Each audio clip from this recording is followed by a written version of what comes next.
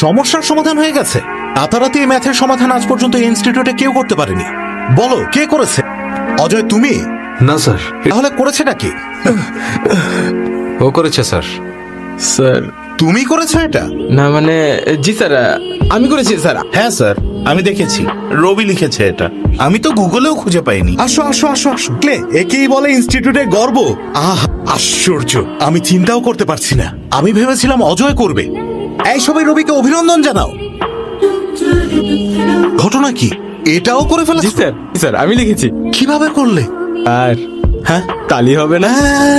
ইয়ে, ইয়ে। অজয়, আমি ভেবেছিলাম তুমি অন্তত এটা সমাধান করবে, কিন্তু আবারও রবি করেছে। তুই আসলে একটা জিনিয়াস রবি।